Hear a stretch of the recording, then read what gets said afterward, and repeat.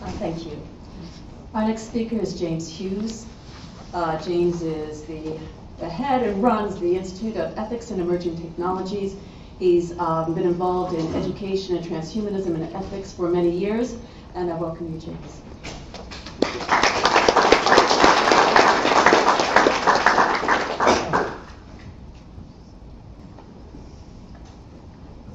So the talk I'm going to give is about the concept of resilience, which is something that has emerged out of the work that we've been doing at the IET on what we call the Securing the Future program, which is a program about global catastrophic risks. And this key term of resilience, the British government's actually adopted it as the slogan for their disaster preparedness. But this term, I think, has a broader resonance. It's become a kind of mantra for me about thinking about ways that we can do design, principles of design. And I wanted to explore with you some thoughts about resilient societies as a design problem and resilient minds as well. So what are some of the challenges that we face? We have nuclear, biological, chemical weapons challenges. We have the challenge of climate change and the ways in which that may impact agriculture and force people to migrate and so forth. We have kind of black swan events of asteroids and supervolcanoes, which have put almost wiped us out as a species in the past and wiped out many species in the past. And then we have the man-made or human-made problems which we may create for ourselves in the future of nano and AI, which also may have catastrophic risks attached. And all of these pose, I think, the realization that we need to design our civilization more intentionally for resilience. If we think about what happened recently with the Japanese earthquake, and then tsunami and the nuclear disaster, there were tragically 25,000 dead, 500,000 homeless. But if we compare it to this one, okay. If we compare it to the earthquakes in China and Sichuan in 2008 and to Haiti in 2010, earthquakes which were of a lower magnitude, there were significantly more people who died in China, and again, many orders of magnitude more people who died in Haiti. And what's the difference between these different societies? Well, one obvious difference was in the enforcement of building codes. Japan has been very strict about foreseeing the need to have building codes and enforcing those building codes. Japan had more active and immediate disaster warning systems, so that some people were able to escape the tsunami.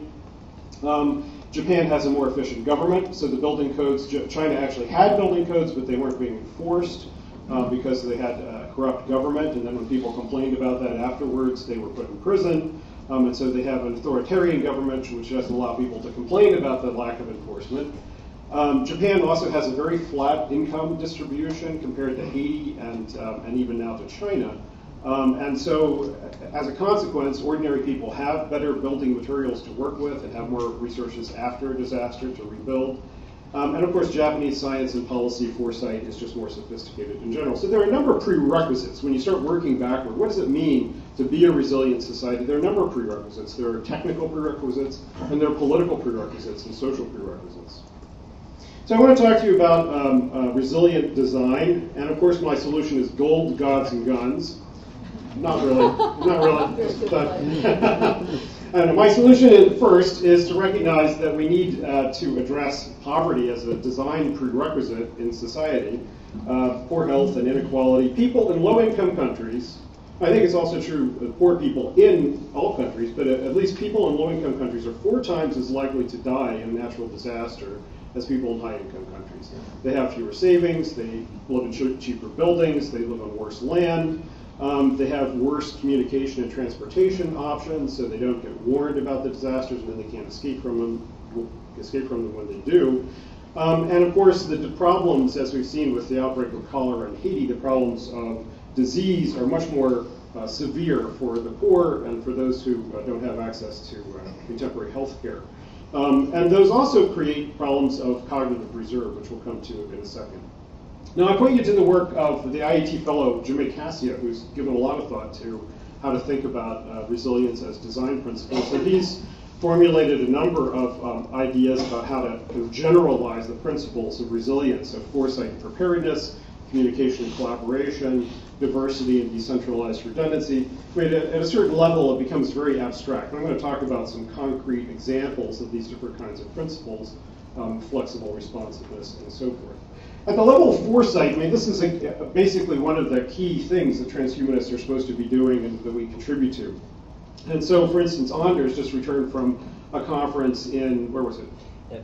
Bucharest, where he was meeting with astronomers and people studying asteroids around the world to try to map out the trajectories of all these near-Earth objects and which ones were going to hit us and whether we were in danger and how we could deflect them if we needed to.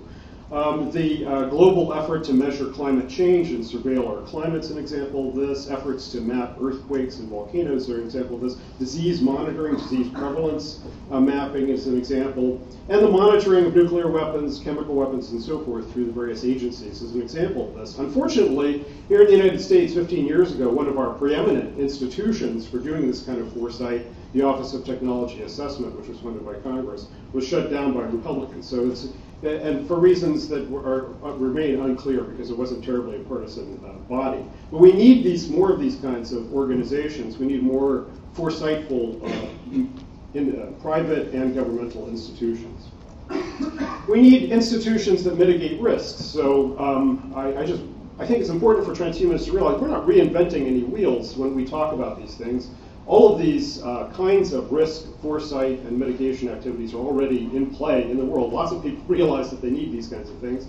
The fact that Interpol, UN police forces, international criminal courts exist mean that when and if there is a nano-criminal on the loose someplace with some kind of catastrophic weapon, we will have some existing international agencies to turn to be able to solve these problems. So we see with Iran and North Korea already how difficult it is to control something that's reasonably big, which is the nuclear weapons industry in those two countries. It's very difficult to lean on those countries to control them. What we face in the future is the miniaturization of risk and the super empowerment of individuals to individual terrorist groups, individual rogue nations who want to create catastrophic risks.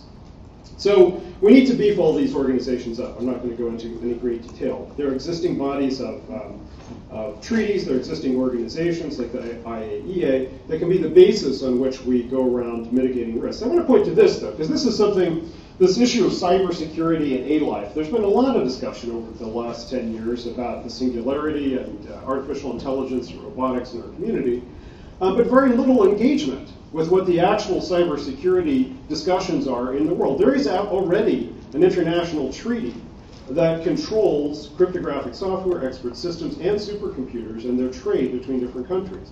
On the basis of these international existing bodies of law and already and other institutions like the World Trade Organization, other institutions that we could call upon, we could begin to create the infrastructure to become more, to mitigate the risks of an emergent AI which pose catastrophic risks for humanity. So I've written more at the IAT, you can follow that discussion there. But on the optimistic side, you may have recently seen Ray Kurzweil's optimistic projection that nanotechnology is going to create an exponential trend in the amount of energy that we can capture through solar power. And this is one of the paradigmatic cases in technology policy, back from the nuclear energy debates of the 1970s, which is that nuclear energy requires that we create very centralized energy distribution systems, because you don't want everybody to have plutonium in their backyard with many nuclear reactors. And so when you have a big disaster, it causes big consequences. If, however, everybody has a windmill and a solar power collector attached to their roof, feeding into the grid, but also feeding into their house, when there's some kind of social disruption, you could have decentralized energy that everyone could still be reasonably well taken care of with. And so hopefully nanomaterials will help us move in that direction. Now, there are ecological arguments for nuclear power, which I'm very cognizant of. But in terms of this issue of resilience, clearly moving in a more renewables direction is very important. Resilient food and water. I mean, right now, if you want resilient food and water, basically you learn to garden, you buy some MREs from your local Army surplus, and you buy a lot of Twinkies because they last forever. But that's not that great, and no one wants to live off of Twinkies the rest of their life. So we need higher quality, longer shelf life foods. We need GE crops that have Now, right now, a lot of GE crops are heavily dependent on specialized fertilizers and specialized pesticides. We need GE crops for people to be able to throw some seeds in their backyard and grow giant vegetables when and if they need to. We need more of the kind of thinking that Wired did about, I think it was about 9 months ago, where they did a series of designs for different kind of farms that you could have in your backyard. Like if you just had an apartment, a tiny aquaculture system that you could build in 30 square feet in your apartment. And ultimately, of course, I'd love to have food replicators, the magic nano boxes that make food and out of just throw some garbage in, or sawdust in this case, and it'll make food for you. But I'm not holding my breath. In the meantime, lots of technological advances could make us more resilient in terms of food and water. Now, another new IET fellow is David Eagleman, who is a very exciting thinker, and he recently gave a talk at the Long Now Foundation about ways in which the net makes us more resilient as a civilization. So these are the 6 points he made. First, that the ICTs, there's information and communication technologies. They allow us to avoid infectious diseases, one of the biggest killers from all different kinds of natural disasters throughout human history. Now, theoretically, for those connected to the net, a lot of our work, a lot of our communication, a lot of our transport could be replaced by virtual work, virtual connections to communication with one another. ICTs permit multiply redundant backups of information. There won't be any more burning of the Library of Alexandria because we have multiple backups of Wikipedia everywhere. ICTs permit rapid warnings and global awareness, as we saw the importance with Japan and the building of a tsunami warning system throughout the Pacific Rim. ICTs undermine centralized, secretive, and authoritarian states. Now, I fervently pray for the downfall of the Chinese Communist Party. They seem to be a good example of a state that's figuring out how to use these technologies to further their authoritarian rule. But we hope that this promise of the techno-utopians or the cyber-utopians comes true, that it brings about democratization. And it may, in fact, be that the Arab Spring has something to do with that. ICTs facilitate crowdsourcing of problems, so a lot more people can collaborate on problems. It doesn't take just a Manhattan group to do a kind of a problem anymore. And ICTs enable lower waste and energy use. And I think we haven't quite seen the fulfillment of this promise yet, but theoretically it could come about. Now, I also want to point you to the fact that there is an existing, if you're interested, if you're kind of a Paco porn junkie like me, there is an existing body of organizations around the world and in the United States working on disaster preparedness. And the Disaster Reduction Organization for the UN has this blueprint about how to reduce disaster vulnerability throughout the world called the Hyogo Framework, which you can read online, and they have lots of activities related to that. There's the UN refugee agencies. There's FEMA, which is not just an organization for setting up secret detention camps for American dissidents, but is also an organization for trying to take care of disaster preparedness in the United States. If you go to ready.gov. And they also have citizencorps.gov, which is an organization for building local preparedness activities in your neighborhood.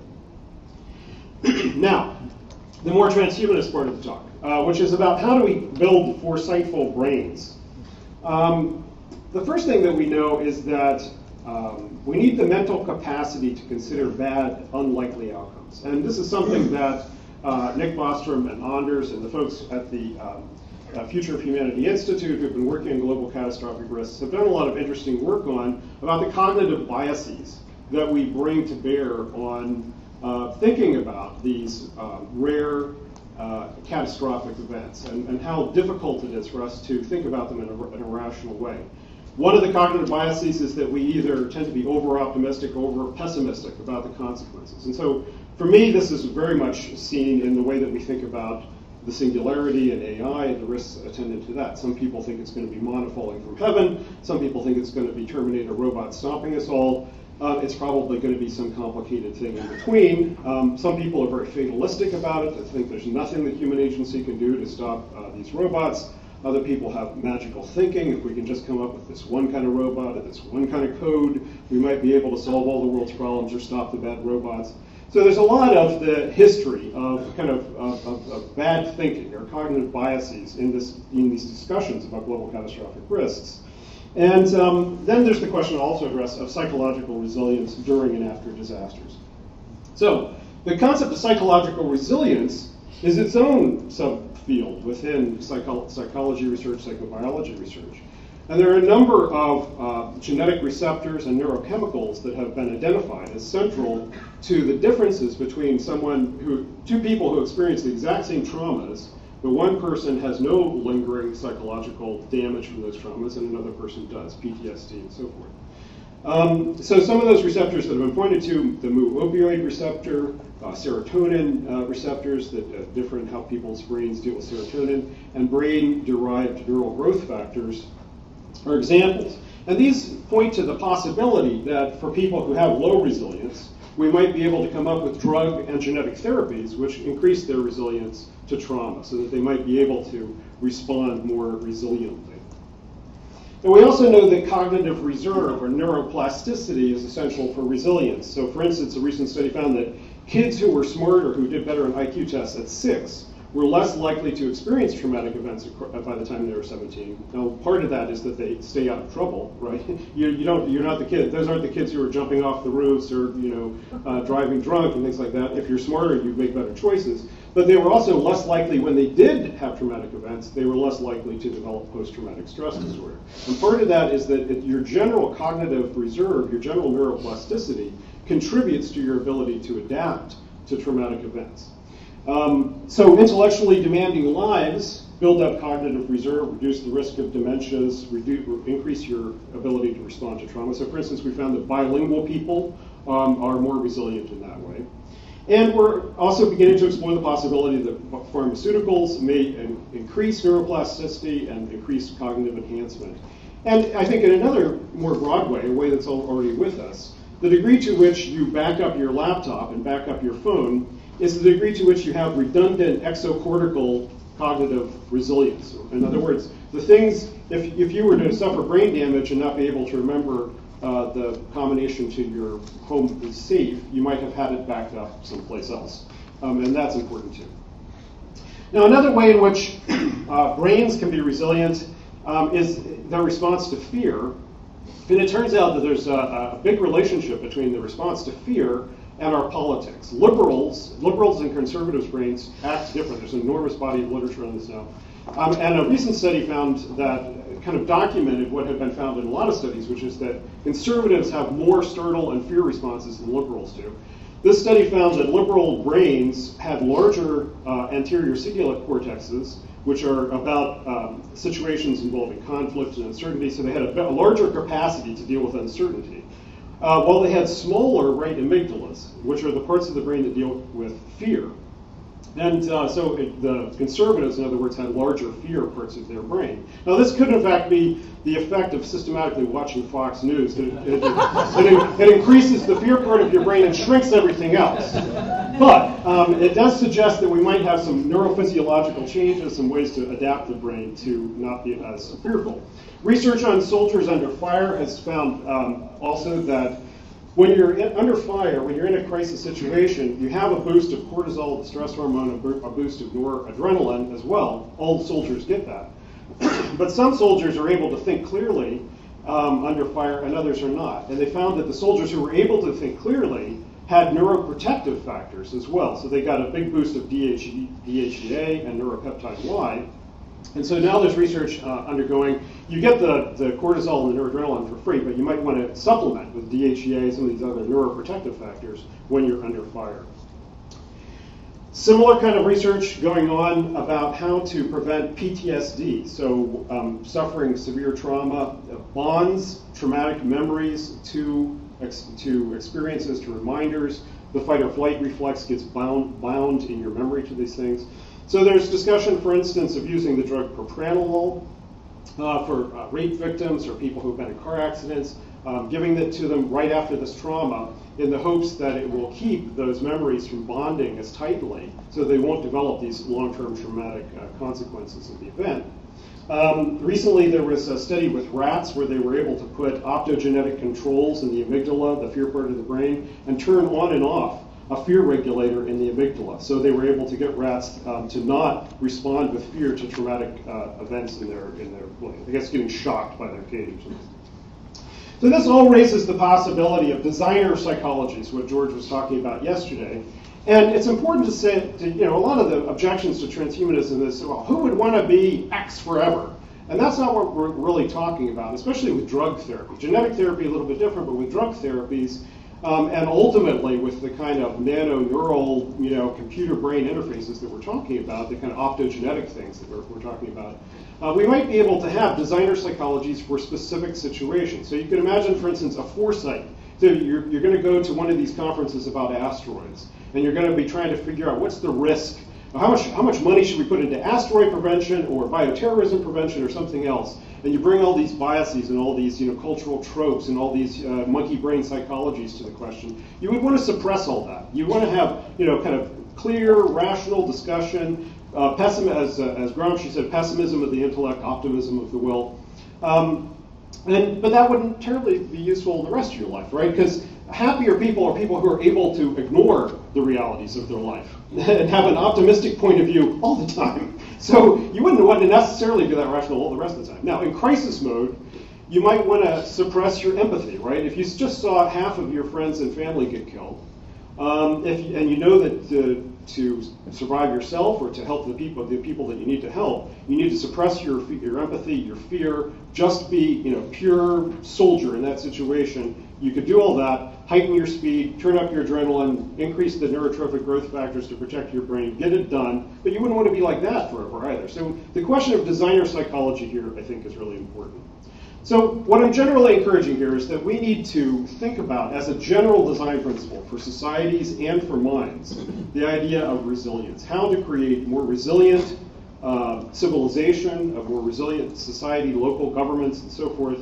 And those principles include things like equality, development, democracy, decentralized redundancy.